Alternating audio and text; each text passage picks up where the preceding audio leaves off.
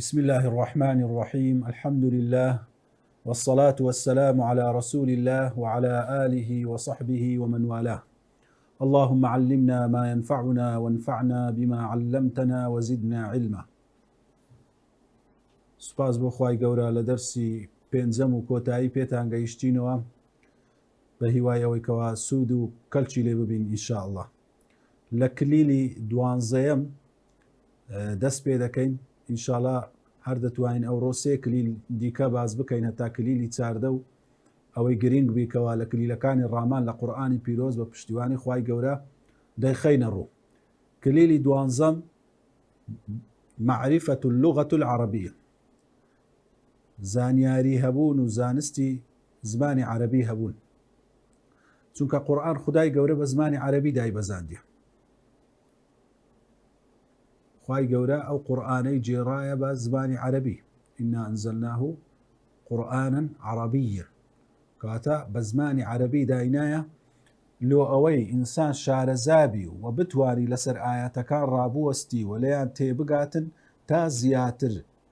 تێگەیشتن و شارەزایی و علمی هەبی لە زمانی عەرەبی زیاتر دەتانی لە مەعنا و لە وردەکاری ئایەتەکان تێبگاتن. وەکو باسیشمان کرد ئەمە لە سەرەتا گوتمان تەدەبور لایەنێکی سەرەکی لایەنی پەروەردەبوون و ئیمانیە، بەڵام لەگەرەوەش ئینسان هەتا شارەزاتر بی بەلایەنە علمیەکەی کە لایەنی تەفسیرە، یعنی جیاوازیەک هەیە لە مابەینی تەدەبور و تەفسیر. تەدەبور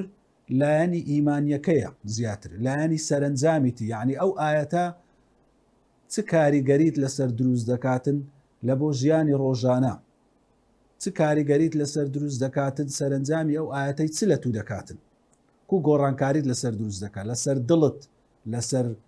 ئەندامەکانی تری لاشت. یعنی ئەوە لایەنێکی عەمەلیە، ئەو جە چ عەمەلی قەلب یان عەمەلی جەوارح. تەدەبور زیاتر ئاڕاستەی ئەو لایەنەیە. تەفسیر بەیانکردن و ڕۆنکردنەوەی مەعانی قورئانی پیرۆزە، ئەو بەیانکردن و ڕۆنکردنەوەیە عیلمە، دەبی شارەزا هەبوون لە مەکی و مەدەنی و ناسخ و مەنسوخ و محکەم و متەشابیه و ئەوەی کەوا لە علومی قورئان باز دەکرێت. کەواتە لایەنە عیلمیەکەی بەرەو تەفسیری پێدەگۆترێ، بەڵام لایەنی عەمەلیەکەی تەدەبوری پێدەگۆترێ، تێگەیشتن و پەروەردەبوون بە قورئان و کارپێکردنی لۆ ئەوەی ببیتە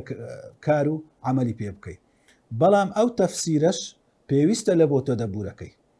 وەکو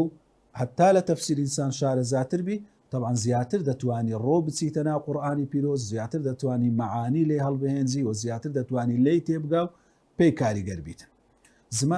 یعنی علمەکانی زمانی عەرەبیش دیارە، یعنی سێ علمی سەرەکیە، علمی سەرفمان هەیە، علمی نەحومان هەیە، علمی بەلاغەمان هەیە، هەر سێکی لە بۆ قورئانی زۆر پێویستن. علمی سەرف باسی چ دەکا؟ یەدروس بنیەة الکەلیمە، پێکهاتەی وشەی باز دەکات، دیراسەی پێکهاتەی وشەی دەکا کە ئەو وشەیە چۆن دروست بووە و ئیشتیقاقاتەکانی چین کاتێک دەکەی ماضی و مضارع و مەفعولی لێ دروست دەکەی و فاعیلی لێ دروست دەکەی، ئەوانە وەکو وشە. ئەو علمە پێی دەڵێن علمی سەرف کە لە پێکهاتەی وشە و لە ئیشتیقاقات و تەصریفات، یعنی تەغییرات گۆڕانکاری لە وشەی دروست دەبی. علمەکی دیکەمان هەیە علمی نەحو. علمی نەحو ئەو علمە دیراسەی جومەل دەکات، دیراسەی جوملەی دەکات، پێکهاتەی جوملەی زمانی عەرەبی. کاتەکات و گوتت مەسەلەن جاء زەیدون، ئەوە بووە جوملەک، ئەو جوملە لە فعلی پێکهاتیە و لە فاعیلی پێکهاتیە، ئەو جە فعل علامەتی چییە و فاعل علامەتی چییە، ئەوانش کەوا لە چۆن ئیعراب دەکرێتن، ئەوانە علمی نەحوی پێدەرێن کەوا لە پێکهاتەی جوملە دەکۆڕیتەوە. لە پاشەوی بەلاغەمان هەیە، بەلاغە لە مەجموعە جوملەکی دەکۆڵیتەوە، مەجموعە جوملەک پێکەوە چ معنایەکی دەگەینین، چونکە ئایا ئەو جوملانە بەپێی مقتەضای حالن، یعنی بەپێی داخوازی ئەو حاڵەتەیە ئەو قسە کرایە، جاروێت و پێویست دەکا لە قسەکی تەئکید بکەوە، ئایا لەو جێی تەئکیدت کردیتەوە، جاروێ پێویست ناکە لەو قسەی تەئکید بکەوە. لۆ نمونە ئەتو یەکەمین جار خەبەر دەدەیە یەکەچی دەڵێ فلانە ڕوودا و ڕوویدا، ئەو کابرای ئینکاری ناکە، هێشتا هیچ زانیاری نییە، دەرێ ڕووداوەچی ئۆتۆمۆبیل سیارە ڕوویدا لەسەر جادە، کابرا هیچ ئینکاری ناکە پێویست ناکە ئەتولۆی تەکیدکەوە پێویست ناکە تو سوندی لەو بخۆی برێ واللهی یان بە تەکید ئینەی بەکاربینی کەوا فلانە ڕوودا و ڕوویدا لەبەرەوەی کابرا ئینکاری نەکردیە یەکەمین جارەکە ئەتو پێی دەڵێ ئەوە مقتەضای حالی پێدرێن وها دەخوازیتن ئەگەر کەسەکە ئەو خەبەرەی پێگەیشت بوو بەڵام لە خەبەرەکەی تەکید نەبوو شەک و گومانی لێ هەبوو ئەوە هەنجینەکە تەکیدکردنی پێویستە لەبەرەوەی خەبەری پێگەیشتە بەڵام شەچی لێ هەیە ئەگەر ئینکاری کرد ئەوە تەکیدی زیاتری پێویستە کەواتە بە گوێرەی مقتەضای حال قسەکردن ئەوە بەلاغەت و ڕەوانبێژیە قورئانی پیرۆز هەر وشەیەک لە وشەکانی تەماشەکە ئەگەر ئەو وشەی دەربینی ناتوانی وشەی لەوە جوانتری لە جێیدا بنی هەر جوملە چی تەماشا بکە ئەو جوملەی دەربینی ناتوانی جوملەیەکی لەوە جوانتر و ڕێکتری لە جێیدا بنی هەر مقتەضایەکی تەماشا بکە یعنی شێوازی دەربڕینەک بەلاغەتەکەی کەوا لە شوێنەی بە درێژی باسی کردیە لە شوێنێکی بە کورتی لە شوێنێکی تەکیدی زیاتر کردیتەوە لە شوێنێکی تەکیدی نەکردیە لە شوێنێکی تەقدیمی کردیە لە شوێنێکی تەخیری کردیە هەر یەک لەوانە وهای هاتیە کەوا ناتوانی لەوەی ڕێکتر و جوانتر کەسەکی شارەزا زمانزان لە زمانی عەرەبی هەتا غەیری موسڵمانیش بی چونکە کەسانی وهەیە زمانزانم غەیری موسڵمان بووینە ئێستاش هەنە لە مەسەن لە لوبنان و لەوانە مەسیحیەکان لە ناو عەرەب هەبووینە کەوا شارەزایی زۆریشیان لە زمانی عەرەبی هەبووە زمانی خۆی لە سەردەمی پێغەمبەری صلی الله علیه و سلم مشریکینی قوڕەیش هەبووە کەوا شارەزایی زۆریان لە زمانی عەرەبی هەبووە ئەگەر ئەدنا ڕەخنەیان لێ دیتباوە بێگومان لە هەموو دنیای بڵاویان دەکردەوە کەوا فلانە وشە فلانە جوملە فلانە ئەوە ناڕێکە لەگەر زمانی عەرەبی نایەتەوە بەکەلک نایەتن بەڵام لەگەڵ ئەوەشدا دەبینی نەیانتوانی ئەو ڕەخنە لە قورئانی پیرۆز بگرن کەوا بە چاکترین و ڕێکترین شێوە هەموو جوملە و هەموو کەلیمە و بەلاغەتی مەجموعە جوملەکانی بە ڕێکترین شێوە هاتیە لۆ ئەوەی بەڕاستی ئەمە تەدەبور لە قورئانی پیرۆز بکەین یا معانیەکانی بزانین و بەگشتی تەفسیریش بکەین پێویستە ئاگاداری چەند خاڵێکی بین تەبعاً خاڵەکان یەکجار زۆرن ئەمەک و تەفسیر بکەین و ئەوانە ئەمە ناچینە ئەو بابەتەی بە درێژی بەڵام چەند خاڵێکی گرنگ هەیە دەبی ئاگاداری بین یەکەم کاتێکەوە بتەوێت تەفسیری ئاەتەکی بکەی یان معنایەک لە بۆ ئاەتەکی لێک بدێەوە دەبی بگەڕێەوە سەر تەفسیری مەئثور یعنی چێ ئەوەی لە پێغەمبەری هاتیە صلی الله عليه وسلم و ئەوەی لە هاوڵانی پێغەمبەر عەلەیهی سڵاو وسلام ڕیوایەت کرا و ئەوەی لە تابعین هەموو ئەوانە تەفسیری بە مەئثوری پێدەرێن لەبەرەوەی جیلی سەحابە کە لە پێغەمبەریان وەرگرتی عەلەیهی سڵاو وسلام شارەزاترین کەسن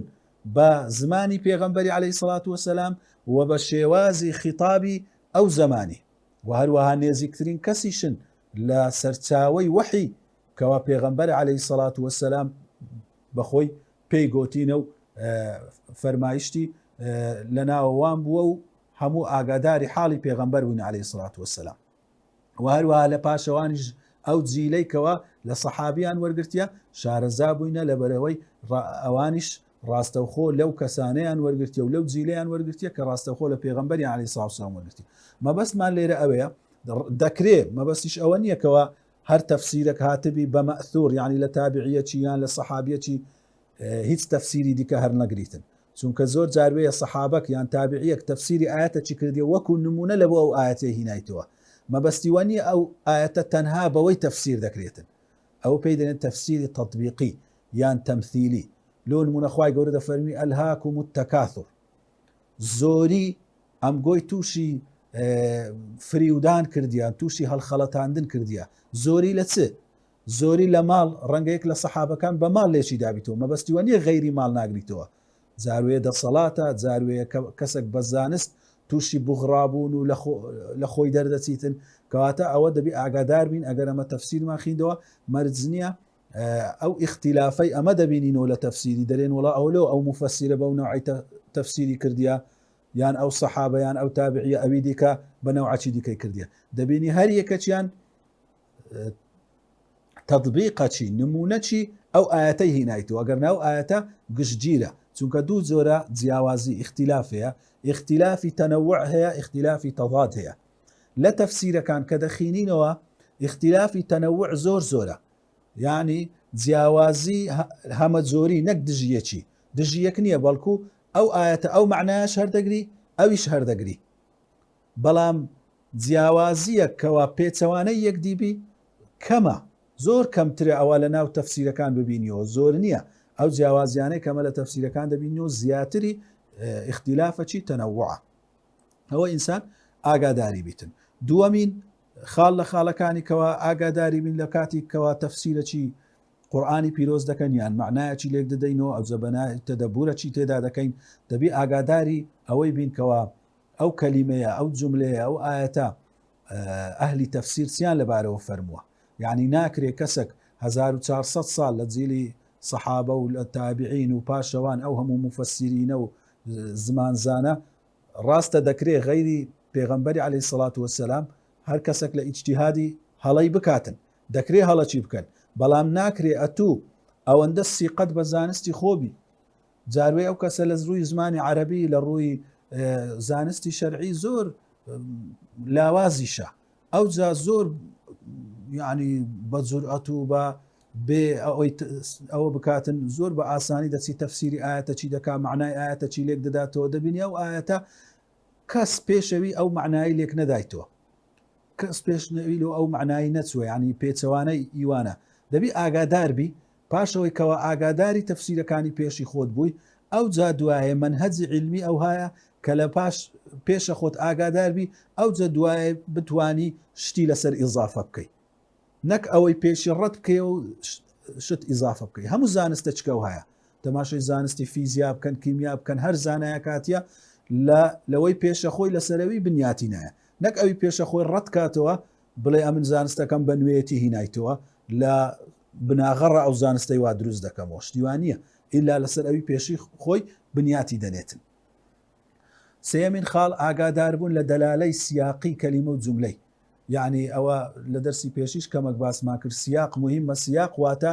ئەو شوێنەی ئەو ئاەتەیان ئەو شێی لێ هاتیە یعنی تو ناکری وشتەی لە قورئانێ دەربینی معنایەکی لێک بدەوە بەبێ ئەوەی ئەو شەی بجێڕیەوە لە بۆ ناو ئاەتەکەی بزانین لەو ئاەتەی پێکەوە چ معنایەک دەگەینی یان جوملەی لە قورئانێ دەربینی معنایەکی لێک بدەوە بەبێ ئەوەی ئەو جوملەی بجێڕیەوە لە بۆ ناو ئاەتەکەی کەوا بزانی لەو ئاەتە و پێش و پاشی ئەو ئاەتەش هەتا جاروایە پێویستە ئەمە ئاەتەکانی پێشی و پاشیش ئاگادار بین لە ئەوی ئاگامە لە تەفسیری ئەو ئاەتەی بیتن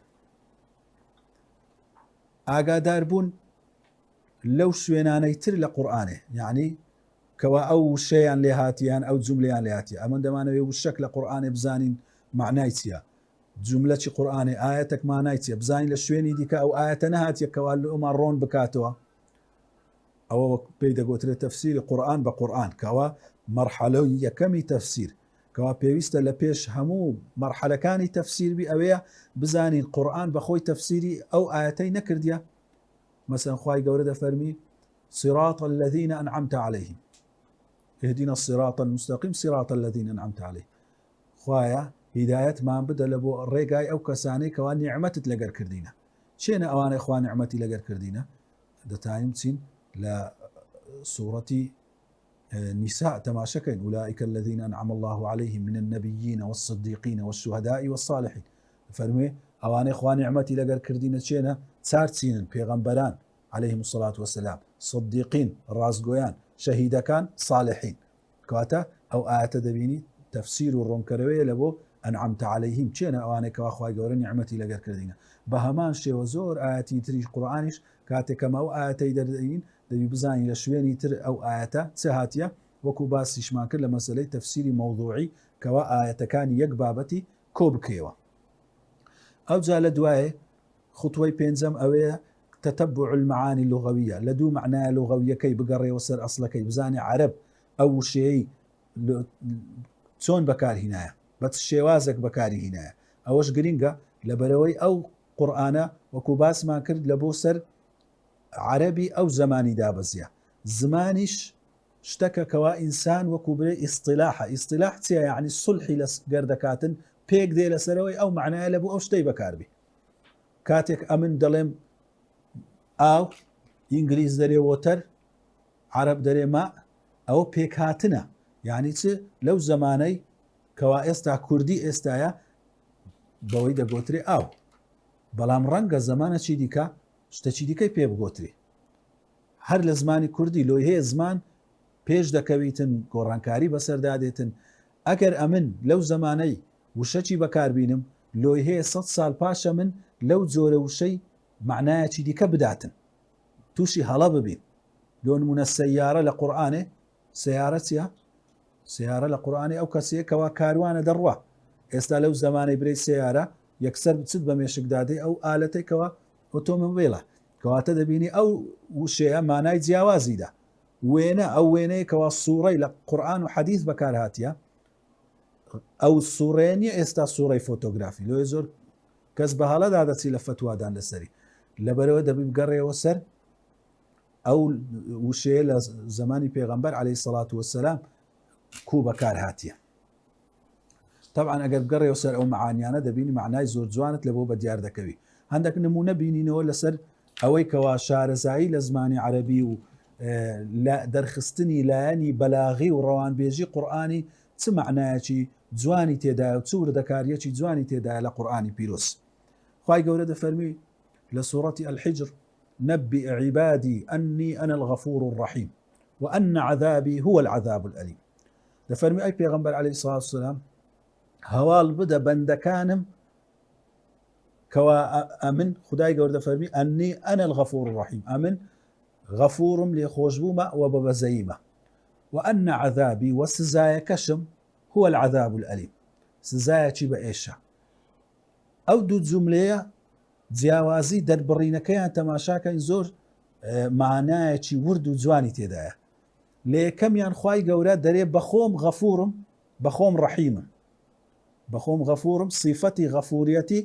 بەخشندەیی و بەبەزەییمە بەڵام لە ئی دووەمیان لۆ نارێتن وأني أنا معذب المؤلم ئەمن سزادەرم ئەمن سزای بە ئێشدەرم نەدەرێت سزایەکەم بە ئێشە لەوێ لە ئاەتی یەکەم بە صیفەتی نایتی کردیتە صیفەت لە بۆ خۆی خودای گەورە بەخشندەیی و بەبەزەیی کردیتە صیفەت بەڵام لە ئاەتی تووەم بە فعل هینایتی دەرێ سزایەکەی من بە ئێشە نارێ من ئێشگێنەرم نارێ من سزادەرم نەیکردیتە صیفەت لەبەرەوەی جیاوازی لە نێوان صیفەت و فعل هەیە فعل ڕەنگە جارێک دوو جار کەسێک بیکە ئەو فعلە بەڵام صیفەت فعلەکی ملازمە هەر ئیشێک بە بەردەوامی بە زۆری بە غالیبی لەگەڵ یەکەچی بوو ئەو دەبیتە صیفەت تێیدا لۆ نمونە کەسێکی زۆر بەخشندە کەوا بە بەردەوام صیفەتی بەخشندەیی هەیە و بە زۆری غالیبە ئەو صیفەتەی لە ناویدایەکەوە بەخشندەیە و دەبەخشیتن لۆی هەیە جارەی کەسێک بێ بڵێ داوای پارەی لێ بکە نەبەخشیتن کەواتە ئەلێرە ئەوە بەو یەک جار نەبەخشینەی و بەو دوو جار نەبەخشینەی نابیتە بەخیل بەڵام بەخیلە دەتوانی بڵێ بەخیلە ئەو جارە بە فعل ڕەزیلی کرد بەڵام نەبووە ڕەزیل نەبووە صیفەت لەسەری کەواتە لێرە خودای گەورە غەفور و ڕەحیمە بە بەردەوامی بەخشندەیە صیفەتە لەگەریتی و بە بەردەوامی بەبەزەیە بەڵام سزایەکەی کەوا هەندێک لە بۆ هەندێک کەس مستحق دەبیتن بە شێوەکی نادیر ئەو سزایی بە ئێشە وهروە دەبینی لە ئاەتی یەکەم ئینی ئەنا تەئکید دەکاتەوە خودای گەورە بە ئینی بە ئەنا وهروە غەفور و ڕەحیم بە صیفەتی نایە بەڵام لەویدی ئەو تەئکیدی ئەنای تێدا نییە نارێ وئینە وأني أنا المعذب المؤلم ئەوە دەبینی ئەو دوو جوملەیە هاتیە چەند جیاوازیە چونکە وەکو خدای گەورە لە حەدیثی قودسی فەرموویتی إن رحمتي سبقت غضبي رحمتي من بە پێش غەضەبم کەتیە ڕەحمەت ئەسڵە لە خدای گەورە بەخۆی الرحمن الرحیمە بەڵام جارجارە بە شێوەیەکی فعلی نەک وەکو صیفەت بیتەیدا لە بەرامبەر هەندێک کەس خدای گەورە غەضەبی خۆی لێیان دەگریت و غەضەبی خۆی بەکاردەینیت ئاەتی دووەم نمونەی دووەم تەماشاکەین فما استطاعوا أن يظهروه وما استطاعوا له نقبة باسی چێ دەکا باسی ذوالقەرنەینی دەکا کاتێکەوە ئەو دیوارەی دروست کرد لە ئاسن و لە مسی تواوە خوای گەورە لە کۆتایی دەفەرمی ئەو یەجوج و مەجوج فما استطاعوا أن يظهروه نەیانتوانی استطاعوا یعنی توانین نەیانتوانی بەسەری دابڕۆن بەسەر دیوارەکەی پاس بدەن وما استطاعوا له نقبا نشيان تاني دیوارەکەی کون بکەین. ئێستا ئیستەطاعوا هەردووچیان بە معنای توانینە لە زمانی عەرەبی، بەڵام ئیستەطاعوا توانینە چی زیاترە، معنای زیاتر دەدا، لەبەرەوەی قاعدەیە لە لوغەی عەرەبی دەرێت زیادة المبنى تدل على زیادة المعنى. کەواتە زانایان دەفەرمونون لەبەرەوەی بەسەرکەتن ئاسانترە لە کونکردن، خاستن دیوارەکی وەها پتەوکەوا بە مسوبە ئاسنی پۆڵا دروست کرابیتن، کونکردنی شتێکی زەحمەتە، دەرێ کە ئەنەما خودای گەورە دەفەرمێ نەیان توانی بەسەردا پاس بدەن و هەر ناشتوانن و نەشیان توانی کەوا کونی بکەن، چونکە کونکردنەکە زەحمەتە. تەماشای ئەو تاء لێرە کەوا جیاوازی پێکردی خودای گەورە بە مەبەست جیاوازی پێکردیە و معنای خۆی هەیە. آياتي پاشەوی دەبین خوای گەورە دەفەرمی وەلەو نەزەلناه على بعض الأعجمين فقرأه عليهم ما كانوا به يؤمنون لسورة الشعراء. خدای گەورە دەفەرمی ئەگەر ئەو قورئانەمان لە بۆ سەر ئەعجەمیان دابەزاندبا ئەوە بیان خوێن باوەڕیان پێ نەدەهینە، بیان لە شوێنی کە دەفەرمی ئەعجەمی و عەرەبی. ئەعجەمی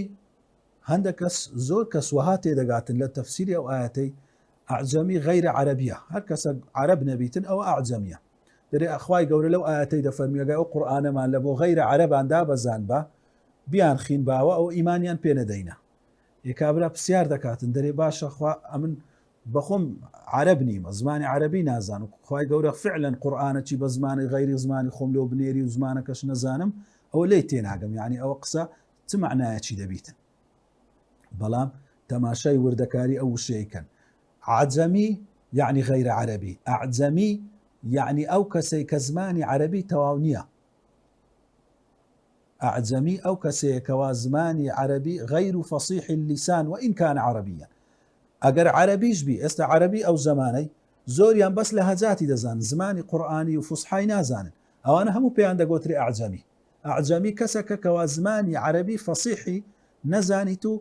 نەیبیتن. ئەگەر کەسێک کورد بیتن، تورک بیتن، فارس بی هەرچێ بیتن، زمانی عەرەبی فەصیح بزانیتن کە زمانی قورئانیە ئەوە ئەعجەمی نییە، بەڵام عەجەمیە، لەبەرەوەی غەیرە عەرەبە، یعنی عەجەمی و عەرەبی مەسەلەی نەتەوەیە، چێ عەرەبە و چێ غەیرە عەرەبە. بەڵام ئەعجەمی ئەو کەسەیەکەوە زمانی عەرەبی تەواو نییە، زمانی عەرەبی فەصیح نییە. کەواتە لێرە خوای گەورە دەفەرمیتن ئەگەر ئەو قورئانەمان دابەزان بایە بە زمانێکی عەرەبی غەیرە فەصیح هەنجی دەیان خوێندنەوە باوەڕیان پێ نەدەینە، بەڵام ئەو قورئانە لەو پەڕی فەساحەت و بەلاغەتە لە بۆ ئیمانی پێناینن بێ باوەڕان و مشریکان. کاتە تەماشاکەن ئەو معنایە چەند وردەکاریەکی جوانی تێدایە. لە ئاەتی پاشەوی خوای گەورە دەفەرمی فەفیڕوا ئیلە الله ئینی لەکم منه نەذیر مبین. دەفەرمی هەڵبێن لەو لای خوای گەورە، پەلە بکەن لۆ ڕۆیشتن لە بۆ لای خودای گەورە. ئەمن ئەی ئیماندارینە لەسەر زاری پێغەمبەری صلی الله علیه و سلم ئاگادارکەرەوەیەکی ئاشکراوم لۆ ئێوە. هەر وشەیەکی قورئان کە بەکار هاتیە ئەو وشەیە مرادیف نییە 100% لە بۆ وشەی دیکە برێ وڵا ئەو وشە وەکو وشەی ئەو وشەی تریشی بەکارهێنابە هەمان معنای بوو. خوای گەورە بە مەبەست ئەو وشەی بەکارهێنایە، معنایەکی زائیدی هەیە، ڕوونکردنەوەکی زیاتری هەیە. لۆیە زۆر لە زانایانی کەوا تحقیقیان کردی دەرێن مرادیف بە معنای کەلیمەک 100% بە معنای کەلیمەکی بی لە قورئانێ نییە، لە قورئانی مرادیف بە معنای 100% نییە، معنای لێک نێزیک هەیە بەڵام بە 100% نییە. لێرە خوای گەورە دەفەرمی فەفیڕوا ئیلە الله، هەڵبێن یان پەلە بکەن غار بدەن لە بۆ لای خودای گەورە. باشە چەند وشەی دیکەمان هەیە لە زمانی عەرەبی هەر بە معنای فیرار و هەڵاتن دێتن، ڕۆیشتن و بە پەلە ڕۆیشتن و غاردان دێتن. ركض لۆ نارێ فەرکوضوا إلى الله، هەرەبە فەهربوا إلى الله، ئەوانش هەموو معنای غاردان و ڕۆیشتنی بە پەلەیە. لەبەرەوەی زانایان دەفەرمون فیرار هەڵاتنەکات لە ترسی شتێکی هەڵبێ، کەواتە ئەو معنای زیاترەی تێدا لە ڕکوض و لە هروب ئەو معنای تێدا نییە. فیرار هەڵاتنەکە کەواتوو لە شتێکی بترسێ، وەکو پێغەمبەر صلی الله علیه و سلم لە حەدیث دەفەرمی فەڕ من الأسد، لە ئەوەی لە شێری هەڵبێ فر من المجذوم فرارك من الأسد لە کەسی نەخۆش هەڵبێ وەکو لە شێری هەڵدەی کەواتە نەخۆشی شێر ترسەکت لێ هەیە کەواتە لەو ترسەیکەوە ئاژەڵەی دڕندەیە هەڵدەی لە بۆ جەیەکی کەوە ئەمینە کە ئەنەما خوای گەورە دەفەرمێ فەفڕوا إلى الله لە غەیری خوای گەورە کە شوێنی ترسن هەڵبێن لە بۆ لای خوای گەورە لە شرکەوە هەڵبێن لە بۆ یەکتاپەرستی لە گوناح و تاوانەوە کەوا شوێنی ترسە هەڵبێن لە بۆ تاعەت کەوانەما غەیری خوای گەورە ئینسان هەموو شوێنی ترس و لە ناوچوونە عاقبەتی تیاچوونە لە بۆ لای ئەو ئەمینەی لە بۆ ئەو شوێنە پڕ لە ئارامیەی بڕۆن کەوا لای خودای گەورەیە بە هەڵەداوان و بە هەڵاتن.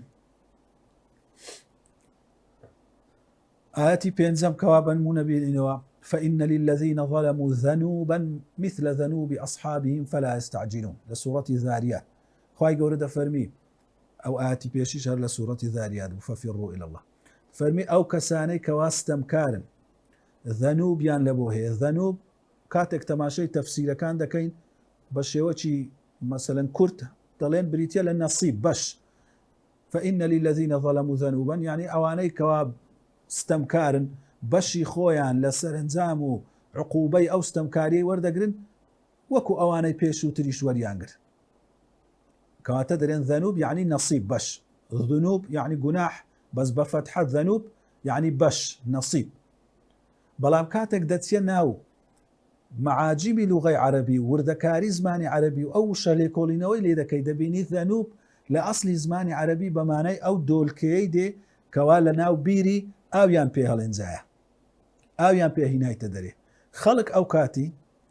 دەهاتنە سەر بیرەکی سڕێیان دەگرت هەر کەسی بەشە ئاوی خۆی دەبرد لە ناو ئەو دۆلکەیەی بەشە ئاوی خۆی دەبرد و سڕێی ئەوی دیکە دەهات خوای گەورە کە ئەنەما تەسویر و تەمثیلی ئەو واقعەیەی بە مەسەلەی ستەمکاری دەکاتن دەڵێ هەر وەکو کوو ئەو کەسێکەوە بەشە ئاوی خۆی دەبا ئەوی لە پشتی شیتی سڕێی دەگری و سڕێی وی دێت و ئەویش بەشی خۆی با ئەو ستەمکارانش هەر وەکو کو ئەوانەی پێشی ڕۆیشتن و بەشی خۆیان لە عقوبە و سەرنجامی ستەمکاریەکەیان وەرگرت و گەڕانەوە لای خودای گەورە ئەوانش هەر لە ناو دەچن ئەوانە مادام هاتینە سەر لە ژیانی دنیاەنە لە ناوچوونیان حتمیە و ئەوانە لە سڕەی لە ناوچوونێدانە کەواتە ئەو ستەمکارەی ئێستا لە ناو ستەمدایە ئەوە سڕەی گرتیە لە بۆ ستەم هەر وەکو کو کابرا لە سڕەی ئاوی لەسەر بیرەکی سڕەی گرتیە کات تەماشەی وشەی ذەنوب کاتێکە دەچێەوە ناولوغەی چ مانایەکی جوان و چ تەمثیلەکی جوان لە بۆ ئەو واقعی دەداکەوە ئاەتە باسی لێ دەکات آياتي باشوي لسورة حديد خواهي قورد فلم اعلموا أنما الحياة الدنيا لعب ولهو وزينة وتفاخر بينكم وتكاثر في الأموال والأولاد نموني جياني دنيا يدين تو دفرمي بزانا كدنيا تيا تنشتشي باز دكا لعب قميع ياريا ولهو قالتيا قالتا وكوشتك كوا إنساني وكبري مس دكاتن إنساني سرقرم دكاتن أو جا وزينة جوانية أو جا وتفاخر خو درخستن لنا وخلشي بخو نازين ناس كردن وتكاثر في الأموال والأولاد أو جارة بزياد زانين چه زياتري هي لمال چه زياتري هي لمندال أو آياتي تماشا بكين دبينين هريتي نمونكا هندك زانا دفرمون لعب كلعب الصبيان ولهو كلهو الشبان وزينة كزينة النسوان وتفاخر كتفاخر الأقران دنيا قالتي وكو قالتي من دالان لعبة ياري وكو ياري من دالان وقالتي وكو قالتي هرزكار وهروا جواني وكو جواني آفرتي و بخو نازين وكو بخو نازين ومنافسي ململاني ما بين دو كسي كوا هاو شيوانا وكو دو بازرگانی کەوا لەگەڵ یەکدی دانەکە و منافەسەی یەکتر دەکەن لەسەر کاڵا و شتومەک و پەیداکردنی پارەی تەماشای بکەین لەو ئاەتەی تەماشای تەرتیبەکەشی بکەین دەبینین هەر یەکی مەرحەلەکە ئینسان لە سەرەتای منداڵی لە مەرحەلەی لەعبدایە دنیا چییە منداڵیەکەی لەعبە گەمە و یاریە کاتێک هەرزەکار دەبی لەهوە کاتێک مەرحەلەی گەنجیە زینەتە زینەت زیاتر سەرنجی ئینسانی ڕادەشێشی جوانی کاتێک دەگاتە مەرحەلەی لە گەنجی تێپەر دەدا تەکامل کەوا دەبیتە ئینسانێکی پێگەیشت و زیاتر خۆ هەڵکێشانە تەفاخور ئەمن شەهادەم بەرزترە ئەمن ماڵ زۆرتر بیتن خۆ هەڵکێشان کاتێک دەگاتە مەرحەلەی پیری تەکاثورە دەرێ ئەمن منداڵم زیاتر هەیە ئەمن ماڵ و سامانێکی زیاترم خڕکردیتەوە ملک و ئەملاکەکی زیاترم هەیە تەماشا بکەن کەواکو ئەو مەرحەلانەی ژیانی دنیای بە مەرحەلەی ژیانی ئینسانی ڕەبت کردیە لەو ئاەتەی ئاەتی پاشەوی وای گەورە دەفەرمی لەهم فيها ما يشاءون ولدينا مزيد لسورة قاف باسی بەهەشتێ دەکا دەفەرمی ئەوەی کەوا بیانەوێ لە بەهەشتێ هەیە و لە لای خۆشمان خوای گەورە دەفەرمی مەزید هەیە زیاتر هەیە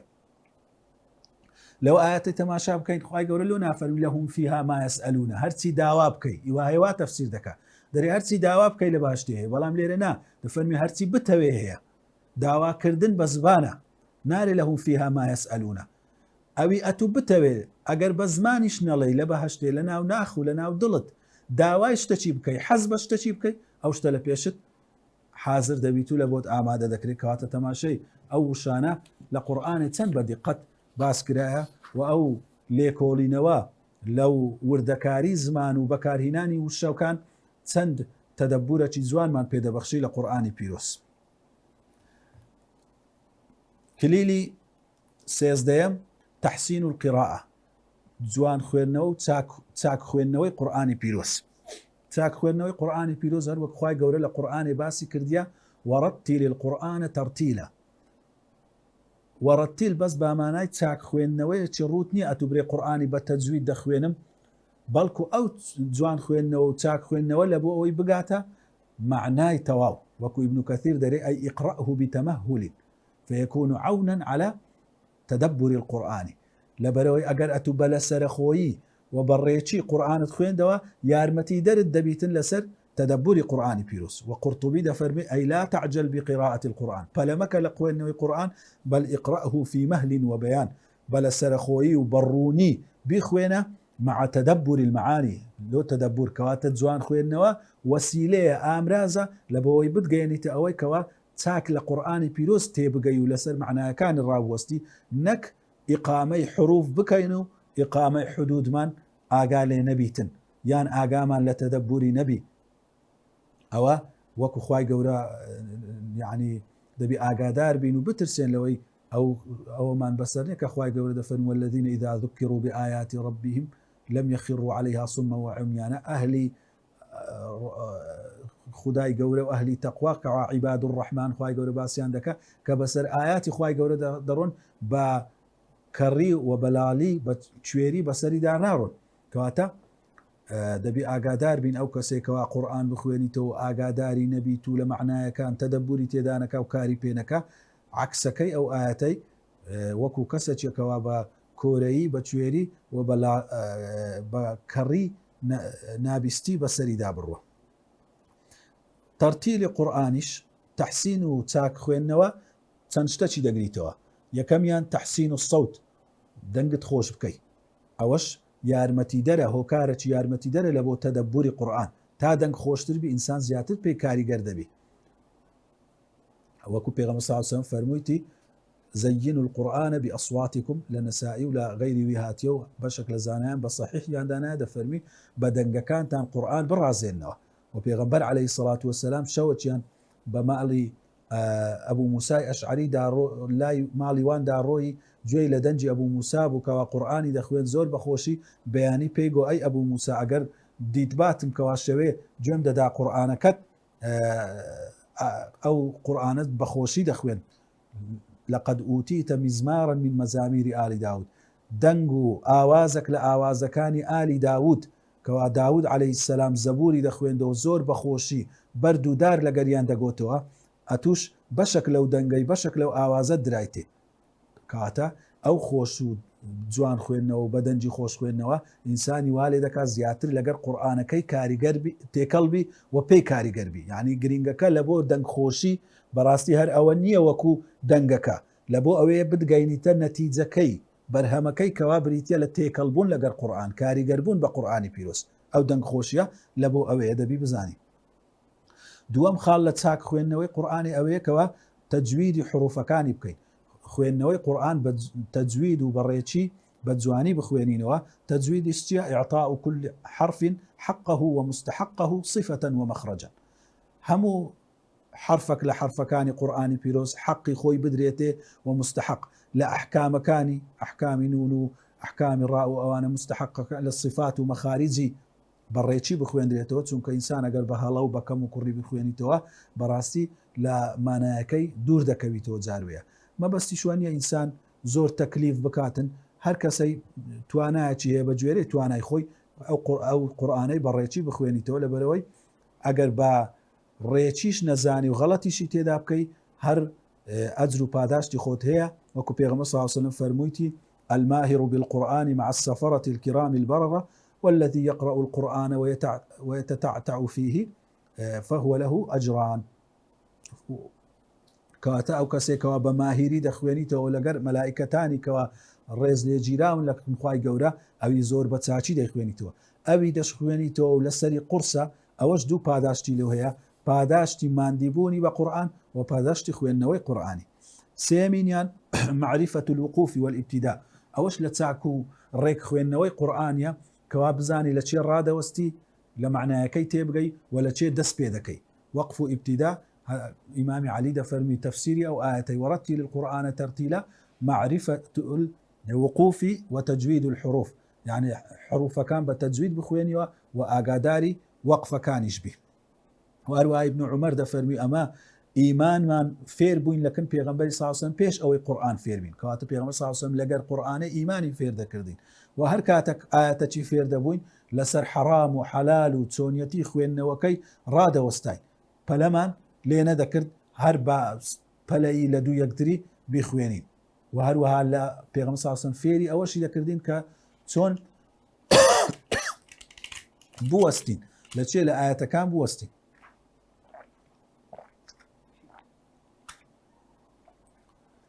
لۆ نمونە تەماشای ئەو ئاەتەی لقد سمع الله قول الذين قالوا إن الله فقير ونحن أغنياء. خوای گەورە دەفەرمی گوێی لێ بوو ئەو کەسانەی گوتیان خودای گەورە فەقیرە و ئەمە دەوڵەمەندین لە جوولەکەکان. ئەگەر ئەتوو لەسەر ئەو ئاەتەی دەست پێ بکەیەوە برێ إن الله فقير ونحن أغنياء، بیدایەتەکی زۆر ناڕێکە. ئەگەر وەستای دەبی بگەڕێەوە پێشی لقد سمع الله قول الذين لەسەر إن الله فقير کەئەنەمەوا دەخوێندرێتەوە ئەتوو برێ خودای گەورە فەقیرە، دەبی برێ ئەوە قەولی کەسانە بووە، قسەی یەکەچی دیکە بووە، معنایەکی ناڕێک دەدا. لە وقفي تماشا بكين للذين استجابوا لربهم الحسنى والذين لم يستجيبوا له.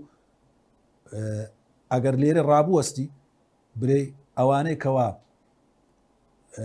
استجابه ولامي بيامي خواي گەورە یان دایتەوە ئەوە خواي گەورە چاکەیان دەینی تەڕێ ئەدی ئەوانەی ئیستیجابیان نەدا ئەگەر لەوێ ڕابوەستی یعنی ئەوانەی ئیستیجابەشیان نەکردیان خواي گەورە حوسنیان پێ دەبەخشی، بەس نە دەبی لەوێ ڕابوەستی للذين استجابوا لربهم حسنى لو بوستي أو زو الذين لم يستجيبوا له لو أن لهم ما في السماوات والأرض، معناه كي زياواز دبي أو زياتر وليدكا كوا زانيني وقف ابتداء لشيء دس بيب كي ولا شيء كوتاي بيبيني بوستي زياتر لمعناه قرآن نزيك دكاتو. كليلي ساردم وكوتاي هالبجاردني كات وشويني جنزاو. طبعا أو زور جرينجا إنسان شوينة جنزاو وكو مزقوت شوينة كوا زور هادئ بیتن، زۆر مەشغەڵەتی تێدا نەبیتن، ئینسان بەڕاستی لەگەر قورئانێک و تێکەڵ دەبی دەنگە دەنگ بێت و لەولای تەلەفۆنی لە ناوەڕاستی لۆ بێت و لەولای منداڵە قسەی بکاو لەولای تەلەڤیزیۆنی لە بەرامبەر پێبی تاکید ئەو ئینسان زۆر مەشغوڵ دەبی و مێشتی پەرد دەبیتن. لۆی بەڕاستی پێغەمبەر صلی الله علیه و سلم هەتا لە ناو ماڵی خۆشی شوێنێکی هەبوو میحراب ژوورێکی گچکەی دروست کردبوو لە کاتی عیبادەتەکەی دەچوو ئەو ژوورەی کەوا لە ناوەمە نەما ئێستا ئەو خانووە گەورە حیسابی هەموو شتێکی دەکەین لە خەریتەی خانی پێغەمبەری صلی الله علیه و سلم ئەو میحرابە حیسابی لەو کردبوو، ئێستا ئەمە حیسابی لەو ناکەن کە شوێنێکی گچکەش بی 2 مەتر بە 2 مەتر 3 مەتر بە 3 مەتر تایبەتی بکەین لە بۆ نوێژ و تاعەتەکانمان و کەس بەلای وەنێتن. هەروە کاتی گونجاویش هەڵبژێرین وەکو کاتی شەو کە کاتەکی هادی ئەو خوای گەورە فەرموویتی إن ناشئة الليل هي أشد وطئا وأقوم قيلا. خوێندنی شەوێ زیاتر دڵ و زوبان موافقە لەبەرەوەی جارێ زمان دەخینی دڵت حازر نییە لەگەری حازربوونی دڵ لەگەر زمانی زۆر گرینگە ئەو هەموو وەسائیلانە کە ئەمە دەگرینە بەر شوێن و کات و خوێندنەوەی ڕێک و پێک و هەموو ئەوانە لە بۆ ئەوەیە دڵ لەگەر زبانی ئامادەبی لە کاتی قورئان خوێندنێ یان لە کاتی بەیانیان و قورئان الفەجری قورئان الفەجر لێرە وەکو مفەسرین دەفەرمون مەبەستی نوێژی بەیانیە بەڵام نوێژی بەیانیش لەبەرچێ بە قورئان ناو دەبرێت چونکە نوێژ قورئانی لە ناو دەخیندرێ کەواتە قورئان خوێندنی فەجریش خوای گەورە بە ئەفزەلیەتێک باسی کردی ئینە قورئان الفەجری کانە مەشهودە لە لای مەلائیکەتەکان دەبنە شاهد لەسەر ئەو خوێندنەوەی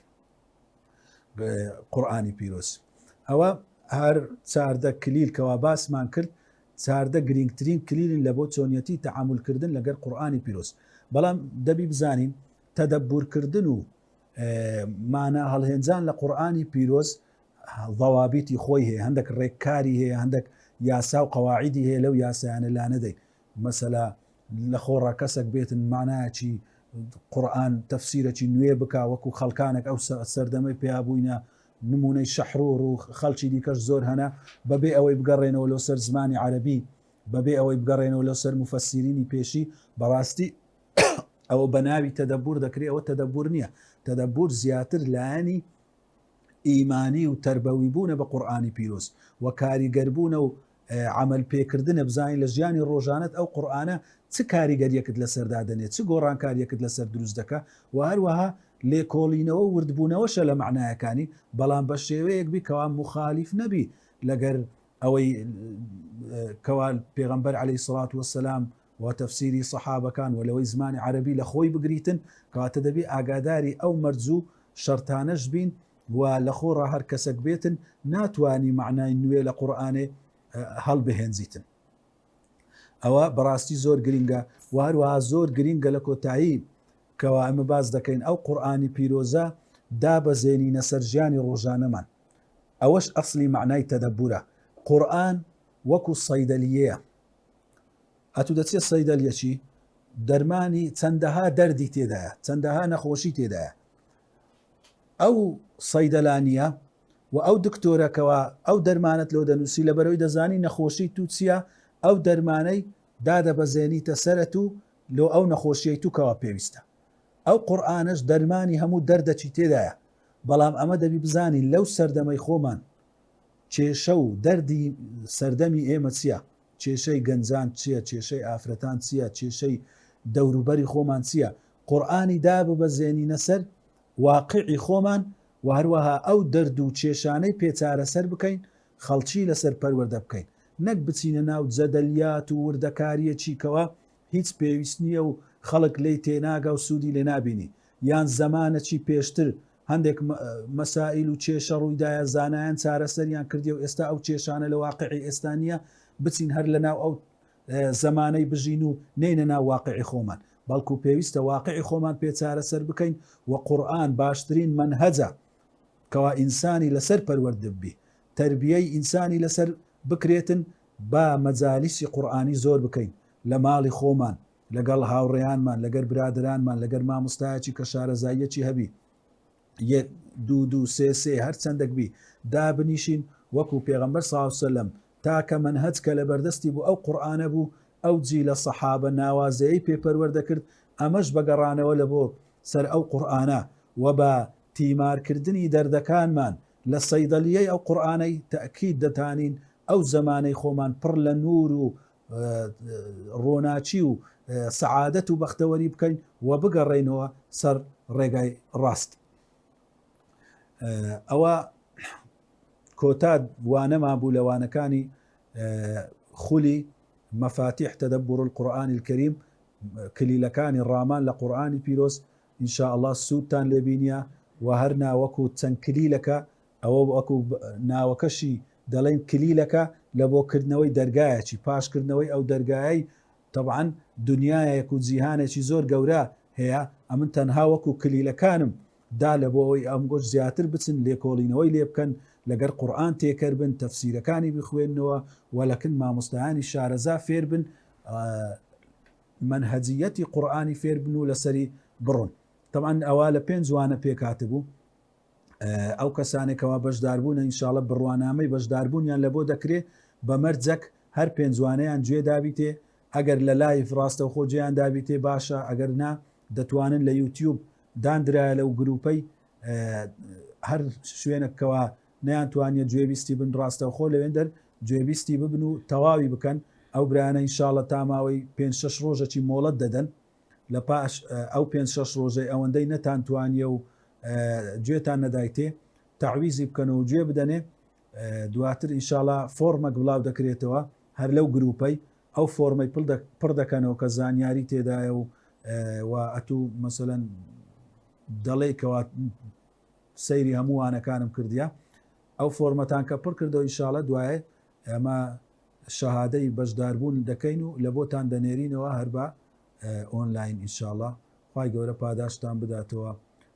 وصلى الله على سيدنا محمد وعلى آله وصحبه وسلم